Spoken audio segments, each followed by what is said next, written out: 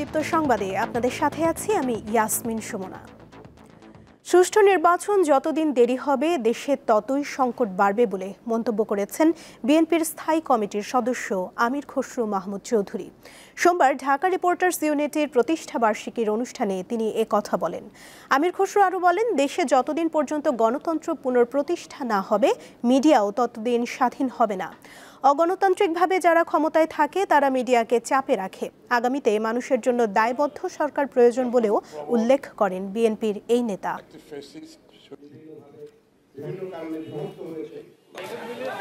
গণতান্ত্রিকভাবে নির্বাচিত সরকারের অনুপস্থিতি যত বাড়তে থাকবে আপনি দেখবেন মিডিয়ার উপরও চাপ বাড়তে থাকবে।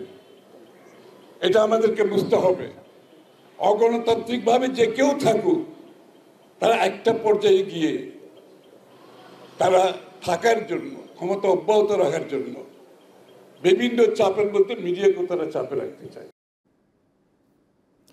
২১শে আগস্ট গ্রেনেড হামলা মামলায় সব আসামি খালাসের রায়ের বিরুদ্ধে রাষ্ট্রপক্ষের লিভ টু আপিলের শুনানি কাল সোমবার বিচারপতি আশফাকুল ইসলামের নেতৃত্বাধীন ৫ বিচারপতির বেঞ্চ এই দিন ধার্য করেন।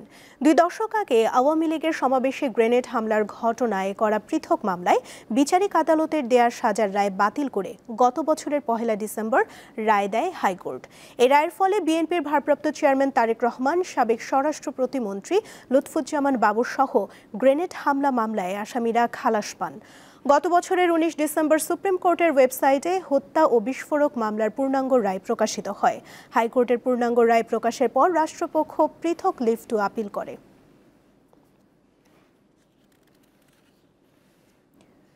মানবতাবিরোধী অপরাধের মামলায় মৃত্যুদণ্ডের রায় নিয়ে জামায়াতের নেতা এটিএম আজহারুল ইসলামের করা আপিলের রায় মঙ্গলবার প্রধান বিচারপতি সৈয়দ রেফাত আহমেদের নেতৃত্বাধীন ৭ সদস্যের বেঞ্চ কাল রায় ঘোষণা করবেন।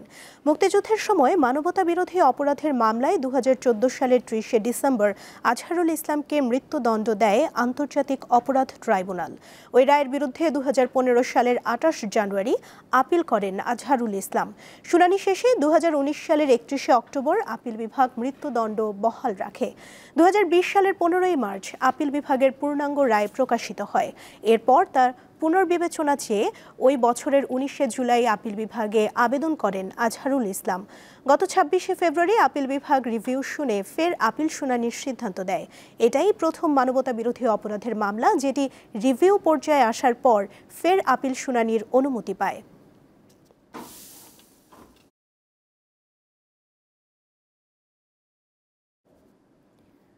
নারী সংস্কার কমিশনের সুপারিশের কয়েকটি ধারার বৈধতা চ্যালেঞ্জ করে রিট খারিজ করে দিয়েছে হাইকোর্ট।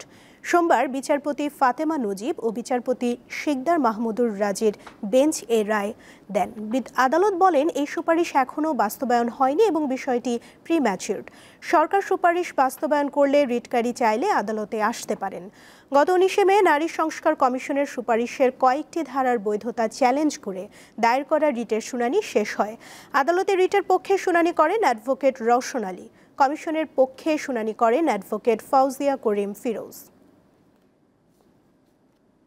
নারীদের সম্পত্তি বা উত্তরাধিকারের ক্ষেত্রে সমান অধিকার দেয়া হোক, কিন্তু মুসলিম আইনে রয়েছে যে নারীদেরকে যেভাবে সম্পত্তি দেয়া রয়েছে সেটা নিয়ে আমরা কোনো কোয়েশ্চেন করতে পারবো না, যেহেতু কোরআনের তার বর্ণনা দেওয়া আছে নারীরা কীভাবে সম্পত্তি পাবেন।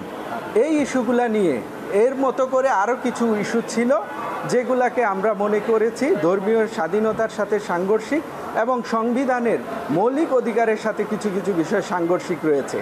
সেই বিষয়গুলোকে আমরা চ্যালেঞ্জ করে এই রিট পিটিশনটা দায়ের করেছিলাম। সরকারি চাকরি সংশোধন অধ্যাদেশের খসড়ার প্রতিবাদে টানা তৃতীয় দিনের মতো বিক্ষোভ মিছিল ও সমাবেশ করেছেন বাংলাদেশ সচিবালয় কর্মকর্তা কর্মচারী সংযুক্ত পরিষদ। সকালে সংগঠনের নেতারা বৈঠক করে পরবর্তী করণীয় নির্ধারণ করেন। এ সময় চাকরি অধ্যাদেশ প্রত্যাহার না হলে কঠোর কর্মসূচির হুমকি দেন তারা। এরপর সংযুক্ত পরিষদের উদ্যোগে প্রতিবাদ ও বিক্ষোভ মিছিল হয়। মিছিলটি পুরো সচিবালয় প্রদক্ষিণ করে। বেলা 11:15টার দিকে তাদের সঙ্গে যোগ দেয় সচিবালয় কর্মকর্তা কর্মচারী সংযুক্ত পরিষদের আরেকটি অংশ। এ সময় বিক্ষোভকারীরা বিভিন্ন ধরনের স্লোগান দেন। বিভিন্ন মন্ত্রণালয় এবং বিভাগের কর্মকর্তা কর্মচারীরা কাজ রেখেই বিক্ষোভে অংশ নেন।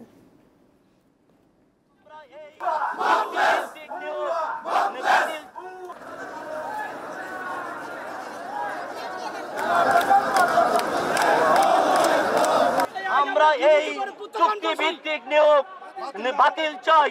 চুক্তিভিত্তিক নিয়োগ, এই সচিবরা উপদেষ্টাদেরকে ভুল বুঝিয়ে সরকার এবং কর্মচারীদেরকে মুখোমুখি দাঁড় করিয়েছে। মাঠে যখন নেমেছি মরতে শিখেছি, জেল খেটেছি, যতই জেল জুলি ভুলিয়ে হোক। আরে পাঁচজন সচিবের মধ্যে একজন মোস্ট ক্রিমিনাল হচ্ছে জনপ্রশাসন সচিব মুকেশ। 3 দফা দাবিতে সারা দেশে কর্মবিরতি পালন করছেন সরকারি প্রাথমিক বিদ্যালয়ের সহকারী শিক্ষকরা। আন্দোলন চললেও সোমবার সকালে ময়মনসিংহের বেশ কয়েকটি সরকারি প্রাথমিক বিদ্যালয়ের শিক্ষকদের ক্লাস নিতে দেখা যায়। শিক্ষকরা জানান, ক্লাস বন্ধ রাখলে শিশুরা অনেক সময় সড়কে চলে যায়, তাই শিক্ষার্থীদের নিয়ন্ত্রণে রাখতে ক্লাস নেওয়া হচ্ছে। তবে আন্দোলনের সঙ্গে একাত্মতা জানান তারা। প্রাথমিক ও উপানুষ্ঠানিক শিক্ষার মানোন্নয়নে করা পরামর্শক কমিটির সুপারিশের যৌক্তিক সংস্কার করে সরকারি শিক্ষককে শুরুর পথ ধরে 11তম গ্রেডে বেতন নির্ধারণ, 10 বছর ও 16 বছর পূর্তিতে উচ্চতর গ্রেড প্রাপ্তির জটিলতা নিরসন এবং প্রধান শিক্ষক পদে শতভাগ পদোন্নতির দাবিতে এই আন্দোলন করছেন সহকারী শিক্ষকরা। এ বিষয়ে জানাতে বরগুনা থেকে যুক্ত আছেন সহকর্মী শাহ আলী। আলী, শিক্ষকদের কর্মবিরতি কতটা প্রভাব ফেলে পাঠদানে? এই কর্মবিরতি কতদিন চলতে পারে সে বিষয়ে কিছু জানতে পেরেছেন কি?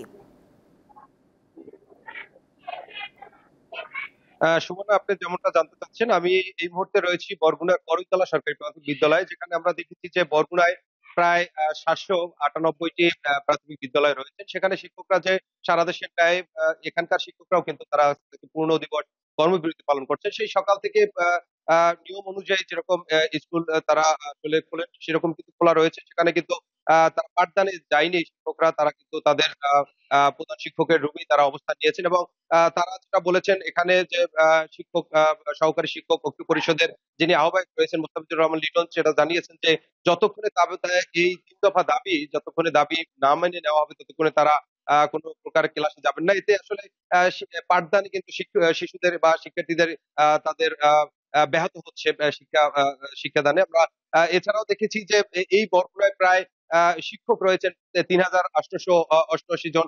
সেই সকল শিক্ষকদের দীর্ঘদিনের দাবি, তারা কিন্তু 5 মে থেকে এই আন্দোলন করে যাচ্ছেন, কিন্তু এখন পর্যন্ত তারা কোনো প্রতিশ্রুতি না পেয়ে কিন্তু পূর্ণ দিবস কর্মবিরতি পালন করছেন। সেখানে তাদের যে বলা হয়েছে যে 10 বছর এবং 16 বছর এই 2 টার্মে তাদের যে প্রধান শিক্ষকদের উন্নতিকরণ, সহকারী শিক্ষক থেকে প্রধান শিক্ষকে, এছাড়া তাদের বেতন ভাতা বৃদ্ধি করা, এছাড়াও রয়েছেন যে বিভিন্ন বিষয় নিয়ে তারা কিন্তু এর আগেও অনেক দাবি করেছে, কিন্তু কোনো প্রকার তারা দাবিতে সফল না হওয়ায় আজকে কিন্তু তারা পূর্ণ দিবস কর্মবিরতি করছেন। এই ছিল করইতলা সরকারি প্রাথমিক বিদ্যালয় থেকে আমার কাছে সর্বশেষ তথ্য। সুমনা, বরগুনা থেকে যুক্ত ছিলেন সহকর্মী শাহ আলী।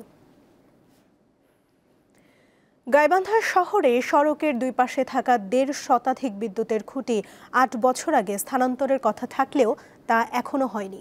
সড়কের মাঝে ও গুরুত্বপূর্ণ মোড়গুলোতে খুঁটি থাকায় প্রতিনিয়ত শহরে লেগে থাকছে যানজট, ঘটছে ছোট বড় দুর্ঘটনা।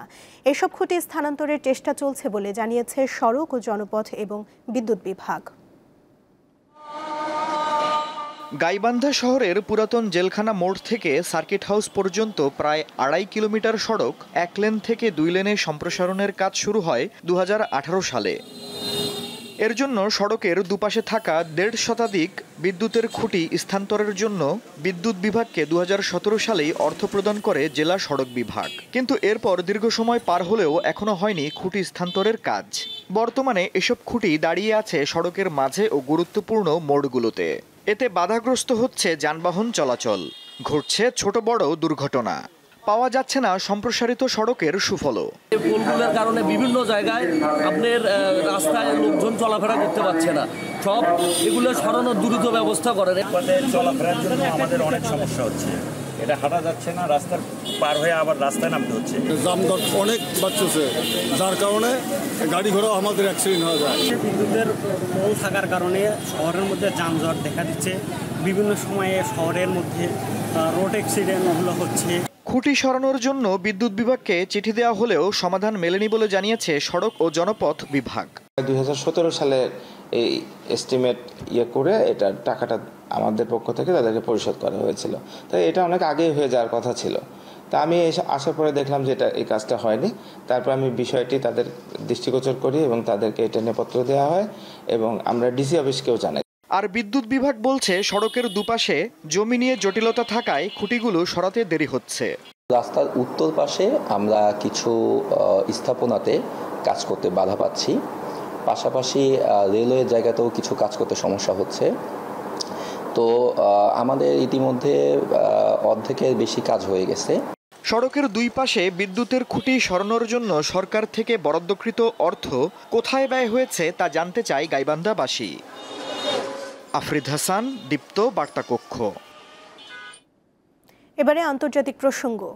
ফিলিস্তিনের অবরুদ্ধ গাজা ভূখণ্ডে একটি স্কুলে হামলা চালিয়েছে ইসরায়েল। এতে ১৯ জন নিহত হয়েছেন। নিহতদের মধ্যে ২ জন রেডক্রস কর্মী এবং একজন সাংবাদিক। স্কুলটি একটি আশ্রয় কেন্দ্র হিসেবে ব্যবহৃত হচ্ছিল। নিহতদের মধ্যে মাত্র ১১ বছর বয়সী গাজার কনিষ্ঠতম সোশ্যাল মিডিয়া ইনফ্লুয়েন্সার ইয়াকিন হাম্মাদও রয়েছেন।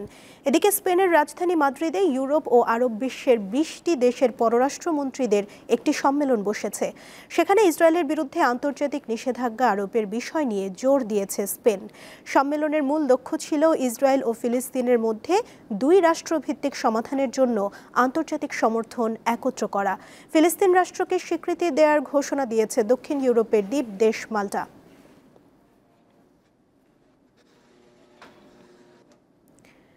রাশিয়ার প্রেসিডেন্ট ভ্লাদিমির পুতিন উন্মাদের মতো আচরণ করছেন, এমন মন্তব্য করেছেন যুক্তরাষ্ট্রের প্রেসিডেন্ট ডোনাল্ড ট্রাম্প। যুদ্ধবিরতির আলোচনার মধ্যেই ফের ইউক্রেনে হামলা চালিয়েছে রাশিয়া। রোববার ইউক্রেনের ওপর বিমান হামলা চালায় রুশ বাহিনী। ওই হামলায় ৩ শিশুসহ অন্তত ১৩ জন নিহত হন। পরে এই প্রসঙ্গে নিউ জার্সির মরিসটাউন বিমানবন্দরে সাংবাদিকদের সঙ্গে কথা বলার সময় ট্রাম্প পুতিনকে নিয়ে ওই মন্তব্য করেন। তার মতে ইউক্রেনের শহরগুলিতে কোনো কারণ ছাড়াই ক্ষেপণাস্ত্র এবং ড্রোন হামলা চালানো হচ্ছে। অকারণে মানুষ হত্যা করছেন পুতিন।